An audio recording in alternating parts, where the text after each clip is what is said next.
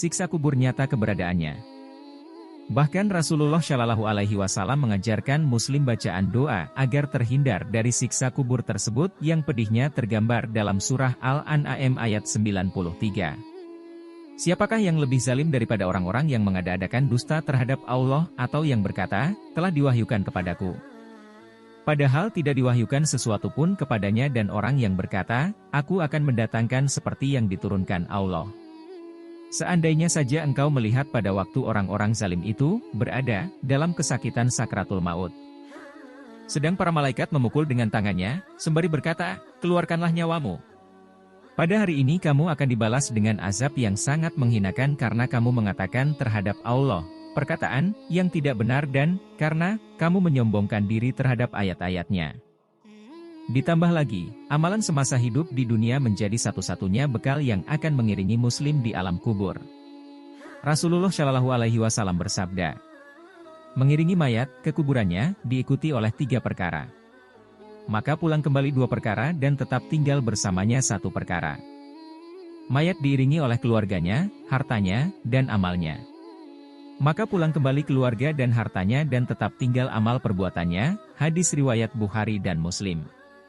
Untuk itu, ada baiknya bagi Muslim dapat menghindari 5 perkara berikut yang disebut dalam hadits sebagai perkara yang menjadi penyebab seseorang mendapat siksa kubur. Apa saja perkara yang dimaksud? 5 perkara penyebab siksa kubur. 1. Meninggalkan sholat. Ibnu Qayyim al-Jauziyah mengatakan dalam kitab Asy-Syalah, kaum muslimin sepakat bahwa meninggalkan sholat 5 waktu dengan sengaja adalah dosa besar yang paling besar dan dosanya lebih besar dari dosa membunuh, merampas harta orang lain, berzina, mencuri, dan minum minuman keras. Lebih lanjut Ibnu Qayyim al-Jauziyah menjelaskan, orang yang meninggalkan sholat akan mendapat hukuman dan kemurkaan Allah Subhanahu wa Ta'ala serta mendapatkan kehinaan di dunia dan di akhirat. Rasulullah Shallallahu Alaihi Wasallam dalam haditsnya pernah menceritakan hal ini. Diriwayatkan dari Samurah bin Jundub, Rasulullah Shallallahu Alaihi Wasallam melihat siksa bagi orang yang lalai dalam sholat fardunya, yaitu kepalanya akan dipecahkan dengan sebuah batu besar dan hal itu dilakukan berulang kali. Hadis riwayat Bukhari. 2. Ghibah dan namimah. Menurut Mahir Ahmad Asy-Syufi'i dalam buku Ensiklopedia Akhirat, ghibah bermakna menggunjing orang lain, sementara namimah adalah perbuatan mengadu domba dan selalu membesar-besarkan berita hingga orang yang mendengarnya menjadi panas.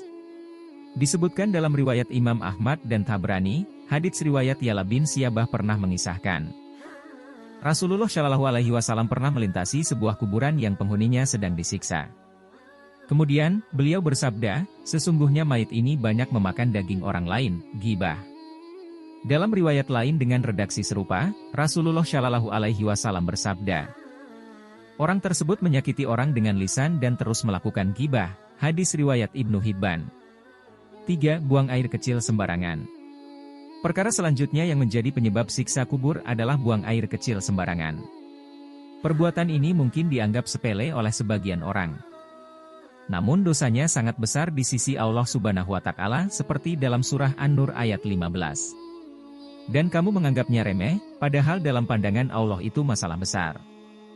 Orang yang membuang air kecil sembarangan mengindikasi bahwa orang tersebut jauh dari bersuci dan tidak pernah melakukan sholat. Sebab, prasyarat sebelum sholat adalah suci dari hadats dan najis. Abu Hurairah radhiyallahu anhu bahkan pernah meriwayatkan sabda Rasulullah Shallallahu Alaihi Wasallam. Mayoritas siksa kubur akibat buang air kecil. Hadis riwayat Ahmad, Ibnu Majah, dan Hakim.